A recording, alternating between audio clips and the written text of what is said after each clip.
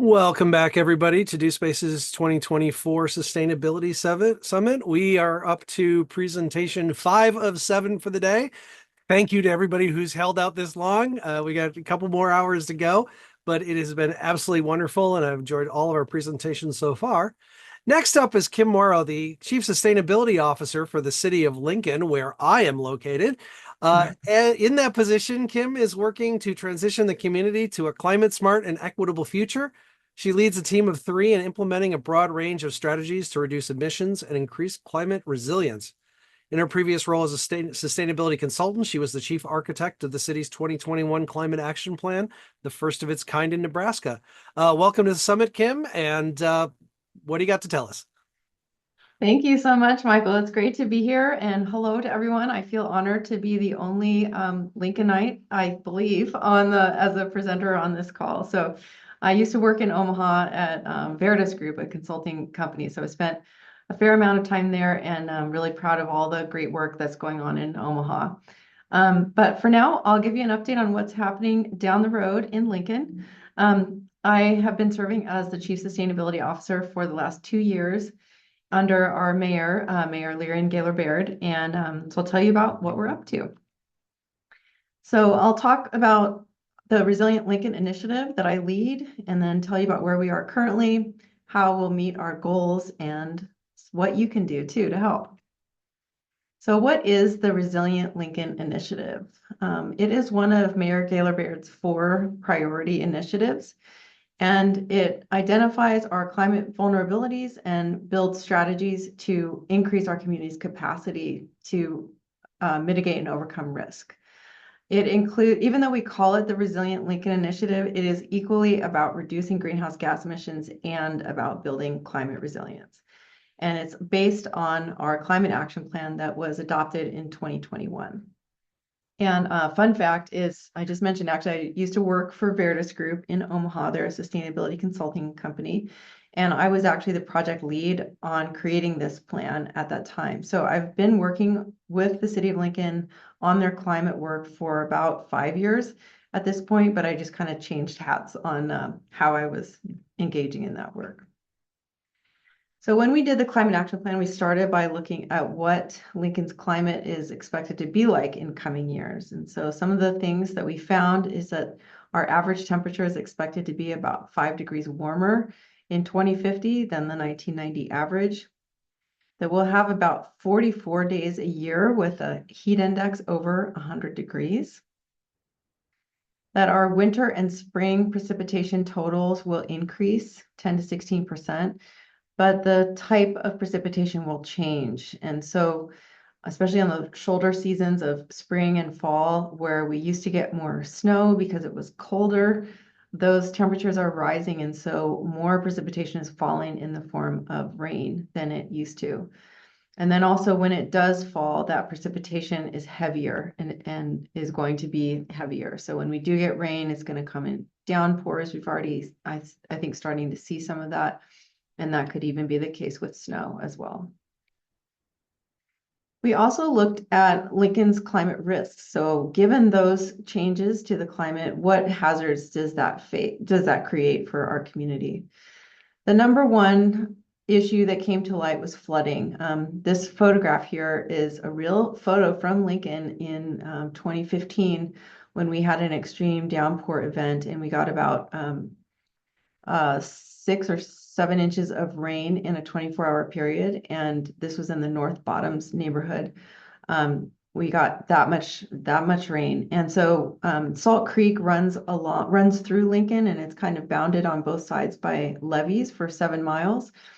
And there's a lot of flood risk there. Those levees are basically not quite high enough to hold back the projected amounts of water and stream flow that are projected to arise due to climate change. So, and we have other areas of town that flood as well. So looking at flooding definitely is one thing we are working on. And then kind of its opposite, drought. We've seen these pendulum swings just in the last couple of years, and those swings are predicted to increase and to become more dramatic. We have had some water restrictions on a few occasions in recent years where we have had to limit lawn watering, for example, during the summer months. those kinds of things will probably become more frequent. Another big issue is that currently Lincoln only has a single source of water for our drinking water supply, and that is the Platte Field, the well fields along the Platte River in Ashland. We have a series of wells there that that's about 40 miles away from Lincoln, and they pump our water to here in Lincoln. But the problem is that as extreme storms are increasing, those pumps, that power supply is vulnerable. And in fact, that has happened a couple of times. In 2019, you may remember if you were here, we had a bomb cyclone event in March of that year, and it knocked out power to most of our wells in Ashland. And we came very close to having a full water emergency here where it was just not possible to pump that water down to Lincoln. And then a similar thing almost happened again last year. So when Mayor Gaylor Baird came into office, this was one of the things that she prioritized right away, understanding the long-term needs. And so she appointed a community task force to lead an exploration into identifying a second source of water for our community. And that was led by the help of consultants. And this large group met once a month for about 7 months to really go through a careful series of decision-making frameworks to understand what the options are, and then to make a recommendation of what the best option should be. And that recommendation was that we build a pipeline directly from the Missouri River to Lincoln. So that's about 60 miles. You can imagine, very expensive undertaking, and it will take decades to complete. But we have decided to move in that direction, and we are already working on water testing, land acquisition, and other and securing the funds to make this possible. Some of the other things that came up were public health risks, like from extreme heat and extreme or expanded disease vectors and so on. Disproportionate impacts on vulnerable populations, like flooding. Some of these neighborhoods tend to be where lower income folks live. Our food supply is vulnerable. Our grocery stores only stock about a 3-day supply of food. And as we saw during the pandemic, we can have interruptions in our global supply chain, and that can cause problems to what shows up on our shelves. We have vulnerable natural resources, whether those are trees, water supply, as I mentioned, our parks, etc. And our financial and workforce resources are aligned to the climate we used to have, not so much to the climate we're going to have. And so that came out as a vulnerability as well. Also, the fact that in terms of transportation, our whole system here in Lincoln is very automobile dependent, very, gasoline. Most of those vehicles are gasoline powered cars. And we have more of a challenge creating walkable neighborhoods and fossil fuel reliance I just mentioned. So our climate action plan was created with a large group of community stakeholders between 2019 and 2020. There was a bit of a delay in there because of the pandemic. So it was actually adopted in 2021. It is a 6-year plan, as you can see, and we're about halfway through that 6-year plan right now. So the main goals of the plan are to reduce greenhouse gas emissions 80% by 2050 relative to 2011, to make Lincoln more resilient to extreme weather events, and then to also integrate strategic climate directions and climate resilience throughout our city actions and ordinances. So really making sure that we're walking the talk and incorporating this perspective of climate resilience into everything we do as a city. And this definition on the right is the definition that I like to use for climate resilience. It's not only the ability to bounce back from a natural disaster or a shock, which is kind of the common definition, but it's the second part of that definition that I really like. And the capacity to thrive in the midst of a continually changing environment. And I think that's what the changing climate really requires of us, is that we need to get used to an environment around us that is constantly shifting. And we need to get quicker and better and more comfortable with continuing to adapt to circumstances that we may have never seen before, we may have never dealt with. And I think that's what we're trying to do here at the City of Lincoln, but there's a lot more that we need to do. The Climate Action Plan is divided into 8 main areas, which you can see here. There's a lot of the kind of normal ones, and I recently saw a presentation on Omaha's new Climate Action Plan, and I think you all have the same ideas. Yours is organized a little bit differently, but a lot of these are common to a lot of climate action plans. Some that are maybe more unique are economic development, that we're really looking at how economic development needs to go right alongside our climate priorities to protect our economic health and to protect jobs and businesses in our community. And then also our local food chapter is relatively unique too. And I'll say more about what we've done on that in a moment. So where are we currently? Our current greenhouse gas inventory, our most recent greenhouse gas inventory showed that our total emissions from our community are just under 4 million metric tons of carbon dioxide equivalent. Most of those emissions come from the electricity sector. Our second highest source is transportation, and after that, it's natural gas. So we don't have a coal plant or any big emissions generating plants here in Lincoln. So we have a little bit lower emissions than maybe some other communities of our size might have. And in terms of our trajectory, this is our greenhouse gas inventory going back to 2011. We have already reduced our emissions 20% since that time. And a lot of that is due to Lincoln Electric System, which is our municipal electric utility. They've added a lot of wind into their portfolio, and so that has helped us achieve those reductions. You can obviously see the other dip there in the line was due to the pandemic in 2020. But we would like to reach that goal point of an 80% reduction by 2050, and we have a long way to go to get there. So how will we meet our goals? Earlier this year, we had a great grant opportunity that was a sub-award from the State Department of Environment and Energy.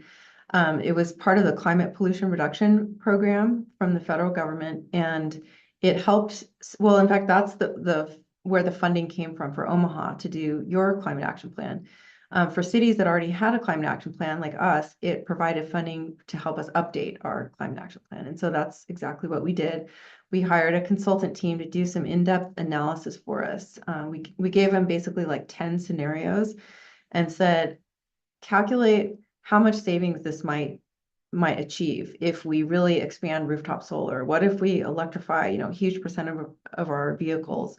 What if we change the way we're handling waste, all that kind of stuff. And so they did a lot of careful analysis, and these are just the top line results of that analysis. And you can see the top one, improving energy efficiency and electrification, turned out to be the most impactful strategy we could take. I was a little surprised by this result, honestly.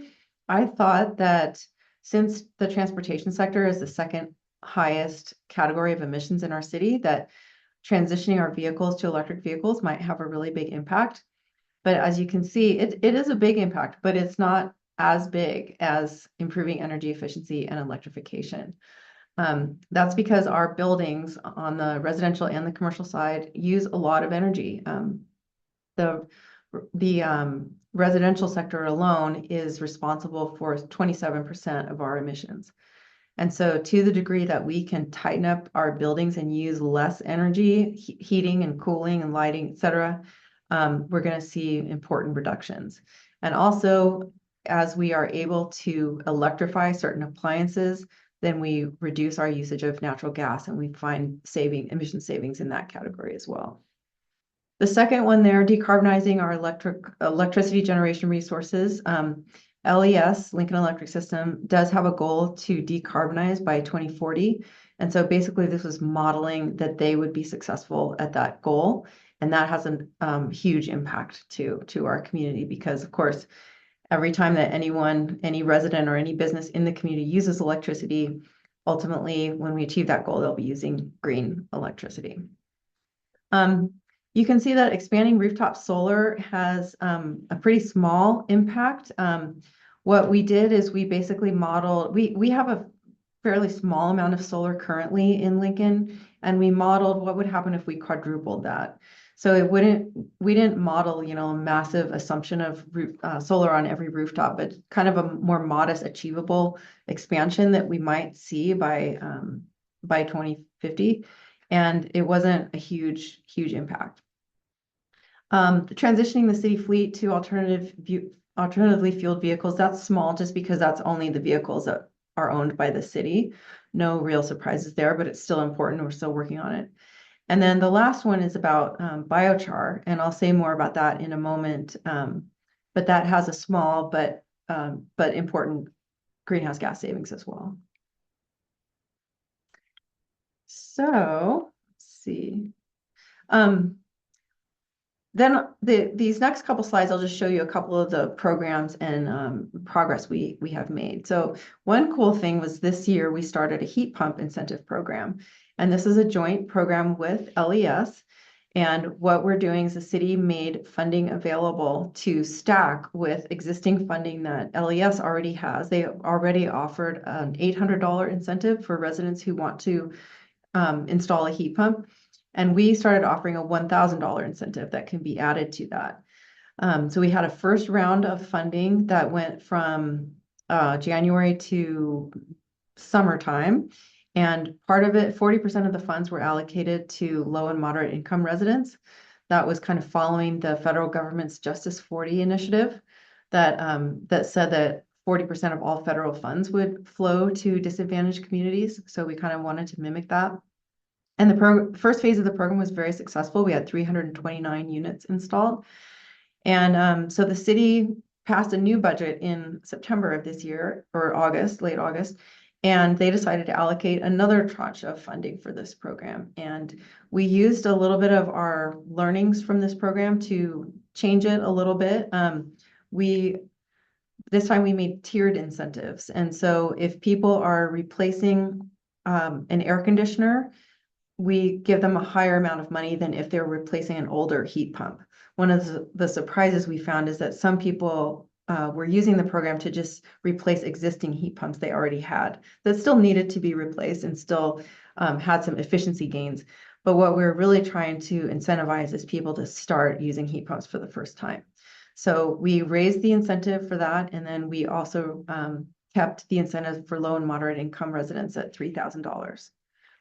And what that does is it really makes up the difference, the cost difference between a traditional air conditioner and an air source heat pump.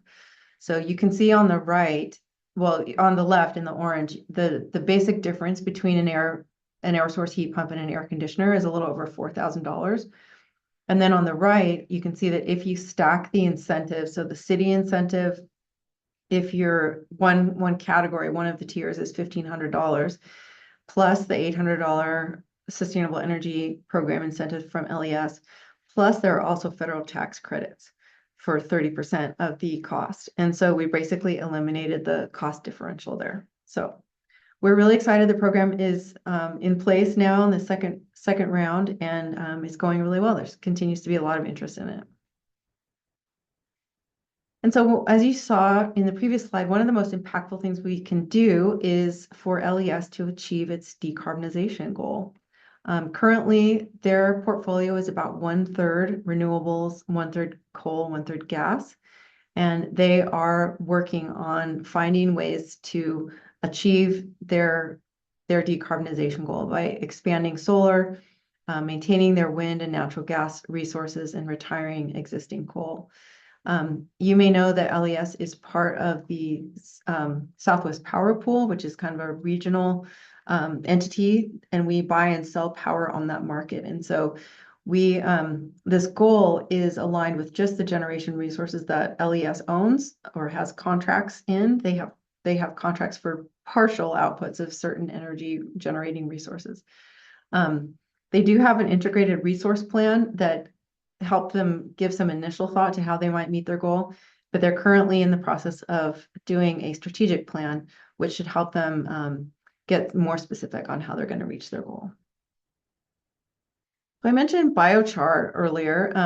Biochar is a carbon-rich soil amendment that is made by heating biomass at high temperatures in a low oxygen environment.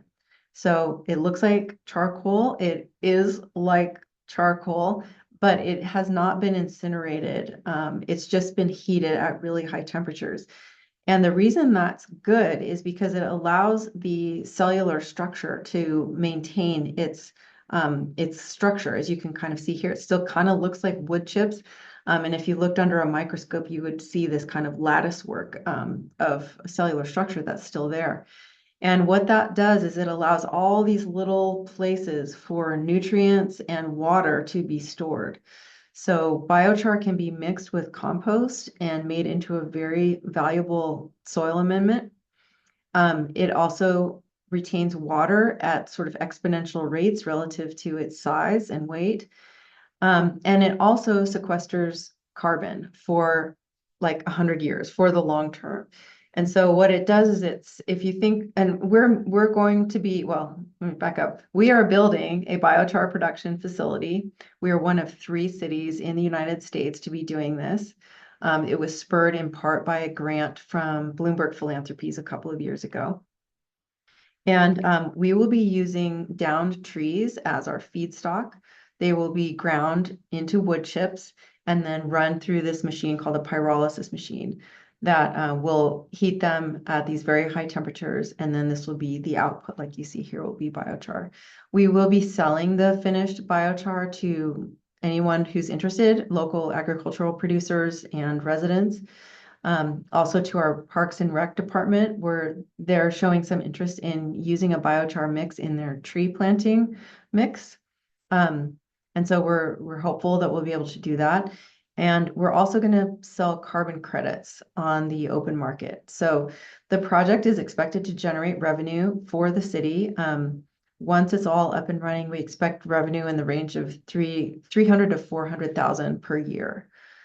So this is something we're really excited about. We've also collaborated with UNL, the Forest Service, and we are hopefully getting a grant very soon from the Nebraska Department of Environment and Energy for this. So very exciting. In terms of our climate resilience work, our health department is working on a heat response plan. The idea for this is to protect our community from extreme heat. It's been a really large undertaking with a lot of coordination with community partners. And the plan is in draft form now. It has not been released to the public, but it will by next spring, I understand. And the plan sets thresholds that help our community know when they need to take certain actions.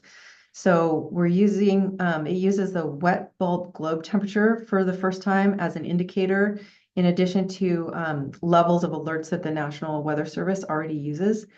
And so what we've done is that we've met as a city and as a county, as an NRD, all local agencies, and we've all kind of coordinated our work so that when, such and such thresholds are met, this agency does this, this city department does this, this agency does this. And so the actions have to do with like the city, for example, we extend the hours that our libraries are open because they double as community cooling centers.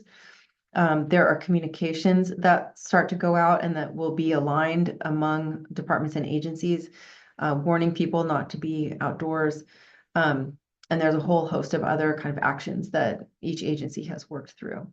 So we're excited about that. And once this plan is complete, then the health department is going to go right back to it and make an extreme cold plan, which will be very similar, but just kind of the opposite, protecting residents from extreme cold. And then we move on to local food. As you saw, local food was one of the categories in the Climate Action Plan. And shortly after the Climate Action Plan was adopted, there was an opportunity to use some grant funds to create a local food system plan. And so the city jumped on that opportunity, created a plan that was finished and adopted in 2023. It was adopted unanimously by our planning commission, county board, and city council. Everyone really likes food, it turns out. And this has been a really fun thing for us to work on. So our Resilient Lincoln team here in the mayor's office is heading up this work. The main goals are to increase access to healthy food, invest in our food and farming community, promote regenerative agriculture, reduce food waste. And we have assembled what we call a Mayor's Community Committee for Local Food. And it's about a dozen or 15 or so members who are key stakeholders in our local food system. So it includes farmers, buyers, food distribution, nonprofits, cultural centers, and others. And so we are all meeting monthly and discussing ways we can take action on the initiatives in the local food plan and expand our local food system. Another project that I'm leading up is to create an energy management plan for municipal buildings. This is pretty exciting if you're excited about energy efficiency. We had another grant opportunity to have this work done, and we joined forces with our county, Lancaster County, and the Public Building Commission, which is an interagency group that owns and manages a good portion of our buildings. So we joined forces to hire a consultant to create an energy management plan for our buildings. And this is all in service of helping us achieve our goal to reach carbon neutrality by 2035.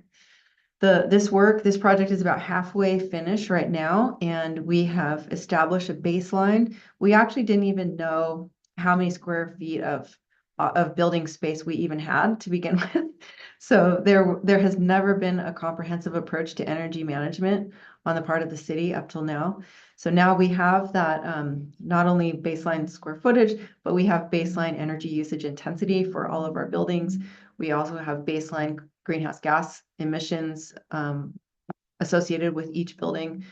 And the consultant team, which is DLR Group, by the way, shout out to DLR Group. They've done an amazing job for us. They are currently in the process of meeting with departments and developing specific recommendations for the plan. The final outcome will be an interactive dashboard that city and county employees will have access to that will allow us to manage our energy use on an ongoing basis going forward. So I'm really excited about this project. And then finally, this is hot off the press. Just Monday of this week, we had a news conference where we announced a brand new, exciting landfill gas project. We have entered into a partnership with a company called Spark Renewables out of Oklahoma City, and they are going to build a landfill gas capture system at our Bluff Road landfill. The city explored several different models for doing this, including building it ourselves. And it was kind of decided that we don't have the expertise to do that. But there's a lot of impetus in the market right now because there are investment tax credits available to private developers who start work on a project like this before the end of the year. And so we got a lot of responses to the RFP that we put out. And we decided to go with this model where the developer will actually finance, build, and operate the facility, and they will pay the city revenues. It will be a big financial benefit to us. We're expecting that we may receive up to $96 million over 20 years. But more importantly, as far as I'm concerned, there's going to be significant greenhouse gas savings from this project. So the project will capture the naturally occurring methane that is in the landfill, and it converts that into renewable natural gas that will be sold on the market. And what that does, part of the reason it has such a big climate benefit is it avoids the sort of fracking or generation of fossil natural gas. And so you're basically keeping all that fossil gas in the ground and capturing what was already here in the landfill, but not being optimized. And in a lot of cases, it was being flared. And so we estimate that over 25 years, this project will save over 820,000 metric tons of carbon dioxide equivalent. And on an annual basis, it'll reduce our emissions by almost a 1% per year, which is pretty significant. And then we have a lot of other projects. Our climate action plan actually has 118 initiatives in it. So I'm not going to take you through all 118, but there's a lot going on in this office. just yesterday, we launched an employee green team for the first time. This is kind of a green team ambassador program where we have invited staff from all city departments to take part, whether their job has anything to do with sustainability or not. They are invited to serve as ambassadors on this team. And it's structured in a way that gives people incentives and recognition for taking sustainable behaviors in their workplace. So it might be things like maybe you work with vehicles and you have found a way to incorporate biofuels into your vehicles rather than just using diesel. Or maybe you have stopped buying single-use water bottles, or maybe you've made your employee party a zero waste party. So we're really excited to spread the awareness of sustainable behaviors throughout our organization through this project. We're also working on what we call a future-ready workforce initiative that has to do with clean energy jobs, really aligning training pathways within Lincoln at like our community college and other training programs with our unions to create better, more supported pathways to clean energy jobs. And we're focusing on 3 occupations in particular, which are electricians, HVAC technicians, and EV technicians. So we have a partnership with Southeast Community College and the Lincoln Partnership for Economic Development. And we're hoping that our union, IBEW, will also become a partner. And we're really excited about making these kinds of jobs. They're good jobs, and we want to make them easier to get into for folks who are interested. We're also talking about improving and creating more resilience hubs in our community. Those would be places that are already operating as community centers, but if we had the funding, we would be able to kind of juice them up a little bit and make sure they have backup generators, for example, rooftop solar, the capacity to house people overnight if needed, the capacity to always have air conditioning and heating when we do have those extreme weather events, the ability to serve as evacuation centers where food can be served, et cetera. So that's in the beginning phases, but we're hoping to dig in more to that work in coming months and years. We're also beginning to plan out our additional EV charging infrastructure. We applied for a grant a few months ago that would allow us to install 20 new EV chargers across town. And in that planning, we focused on improving access to EV charging for low-income people who live in multifamily housing, because we really want to remove barriers to access to people who might be interested in owning an EV, whether it's new or used, whether they use it for work or just personal. So we're hopeful. We haven't heard yet on that grant, but we're hopeful that we can move forward on those plans. We're also looking at potentially developing a climate impact decision support tool that would allow our city leaders to understand more of the climate impacts in the decisions they make. So for example, when we're planning a big project like this landfill gas project that we just announced several months ago, when the city was evaluating 4 different options for how to move forward on that project, there wasn't any metrics on the greenhouse gas impact of the 4 options. And so we asked for that to be included. We had the consultants analyze the different scenarios and revise that so that when the mayor came to make a decision about which way we were going to go, she saw the climate impact of those pathways. So there are hundreds of other examples and lots of things that come up just on a weekly basis across the city. We want to make sure that city leaders have the ability to understand those impacts. And then we are all in my team here, the Resilient Lincoln team, we're trying to, we do track a lot of sustainability data. We report annually to a clearinghouse called CDP. And we're also now looking at the possibility of getting certified through Lead for Cities. And so all of that requires that we keep a lot of careful records and do annual data collection across a range of topics. And so we're just trying to get better at that, make sure our efforts are top line, and that people we need to request data from understand what we're doing as well. So in terms of what can you do, if you lived in Lincoln, this might be more applicable to you. But we have updated our website recently. You can see the link there with a lot of resident-specific actions. It has a lot more detail than what you see on screen here, but we wanted to give people a lot of practical connections to understand what all is going on in the community, how you can get your questions answered about waste or water management, rain gardens, whatever it may be. And so we're trying to improve our community outreach and our communications style with residents, because that's a really important part of achieving our goals, is having our residents be on board as well. So with that, I am happy to take any questions. Great. Thank you, Kim. Quick side note, the QR code didn't work, so somebody Oh, might need to look into that. I'm sure that's not your fault, but it thank brought you up for telling me. an error screen, but the URL worked great. So like I still got there. Um, Okay. yeah, we do. I want to invite everybody to submit questions through the Q&A. We do have one, definitely. I am going to ask a quick question because now twice today, if I may, Virtus Group has been mentioned, but I was unable to get them for the conference. Oh, So okay. assuming not everybody's familiar with them, could you give me like the 90-second what is Virtus Group? Yeah, sure.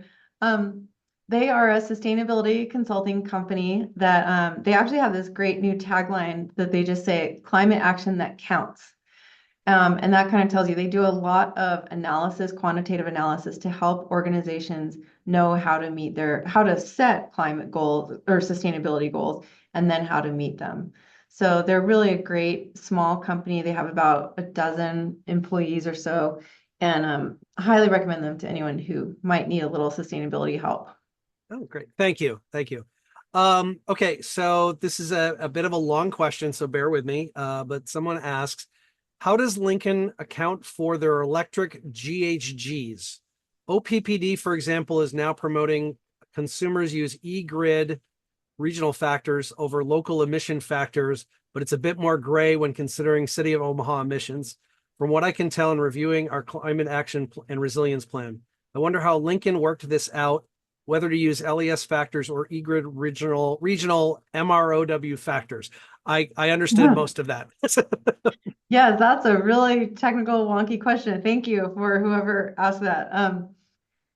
Yes, we're actually in the same boat. We have also been advised to use the eGrid regional factor, and part of that is because the we are part of the Southwest Power Pool, and so figuring out we could, or LES could calculate the actual emissions factor for the resources that LES owns, but in actuality, our power is coming from a 13 state region. And so it's better to use the regional emissions factor anyway. Okay, I will assume that answered their question. Also, Yeah, no, wonky is good, but just over my head. Um, thanks. How does using regional factors affect your ability to advocate with LES? how does using regional factors, is that a follow-up to the previous question? It's just listed as anonymous attendee. Unfortunately, I'm not sure if it's a direct. Okay. I kind of assume so, but I don't know that. Assuming it's a follow-up to the first one, well, I don't think it really does affect our advocacy. LES has a decarbonization goal, which is a really ambitious goal, and they're committed to that. So I work with them all the time. I talk to LES almost every day. And they have a new CEO he's been there almost a year now, Emeka Anyanwu. He is fantastic, and he's really committed to meeting these climate goals. He definitely understands what a transformational time it is to be in the electricity industry, and how challenging it is going to be to meet these goals, but how much it rides on our success. So our work with LES has to do with um, understanding how, asking them how they are going to meet their goal, and then also working with them on a smaller scale. I think we and LES want to work together a lot more on increasing our energy efficiency programs, like we've done with the heat pump program, and seeing how we can better serve our low-income residents. So that's what's great about having a municipal electric utility. We both sides are really committed to improving the social justice outcomes for our residents, to the extent that energy efficiency and electricity issues play into that. So a lot more good work for us to do. Gotcha. So biochar, this really interests me. This is the first I've heard of this. I'm glad Lincoln's participating. My wife's a gardener.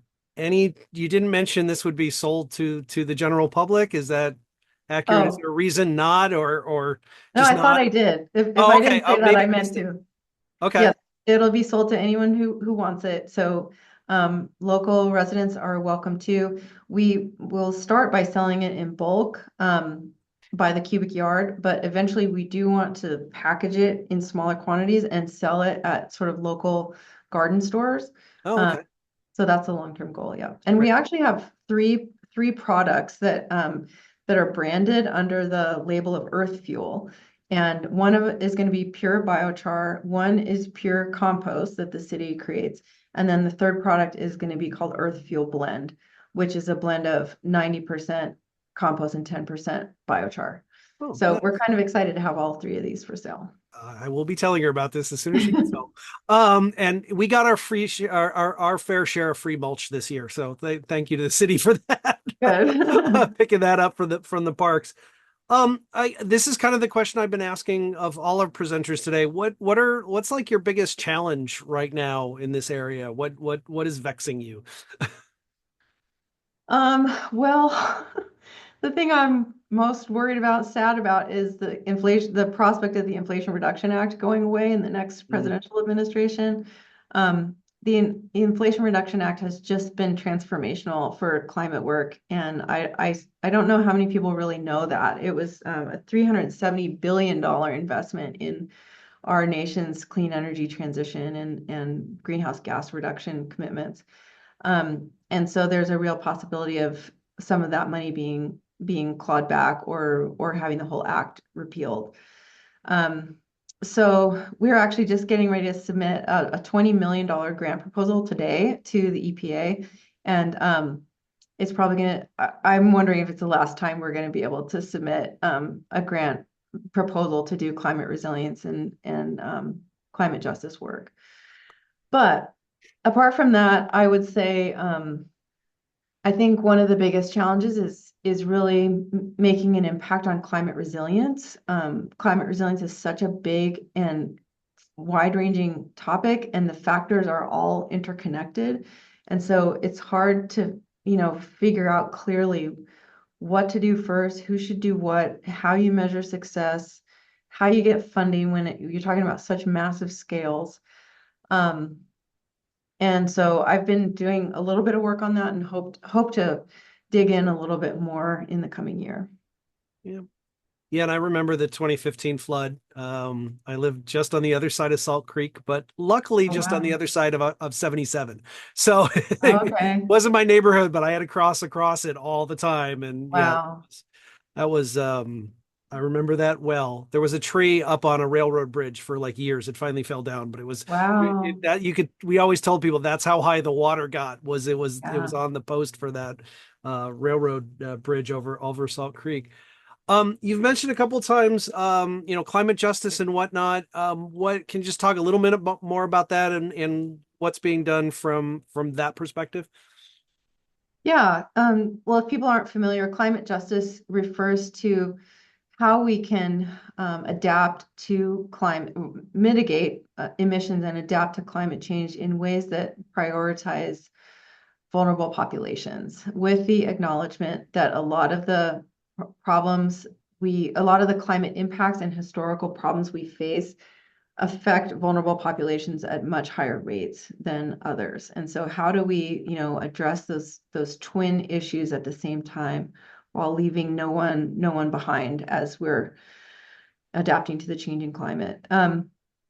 One of the big way, I guess maybe two ways that comes into play in our community, is one is flood risk. As I mentioned, we have the areas that are in the floodplain that are most at risk of flooding are also they in every city they tend to be the least expensive places to live, and so you end up getting lower income folks in those neighborhoods. You have a higher percentage of renters.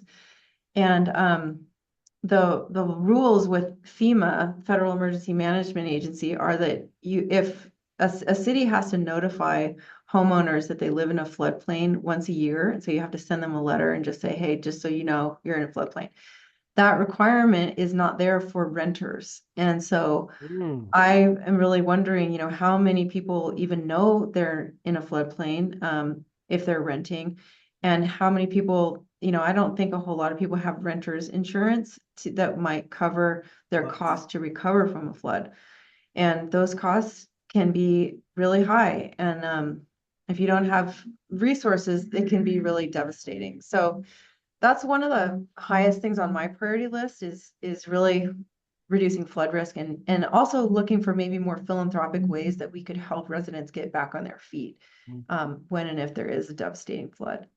So yeah, that's interesting to me. So like you're notifying the owner of the building, not necessarily the person who's living there. Correct, correct. Or Gotcha. if they're renting a single family home um, or a duplex or whatever, they might not ever get that piece of, Right. Yeah, because the owner could be somewhere else. Yeah. yeah, Exactly. Interesting. Wow. Yeah, that sounds like that needs to be fixed. yeah, We'll, yeah. we'll get the legislature right on that. All right. I don't see any other questions coming in from the audience, so I'm going to say thank you, Kim, very much for this. I learned a lot. I'm sure everybody else did. We did get a thank you. Thanks to Lincoln and the mayor for being a leading city in Nebraska for sustainability. So, Thank you. yeah, you're very welcome. So, thank you, everybody. We're going to go ahead and take our next break, and I will be back with our next presenter to do some tests in the meantime, but we will start again at 2 o'clock. Thank you. Thanks, everyone.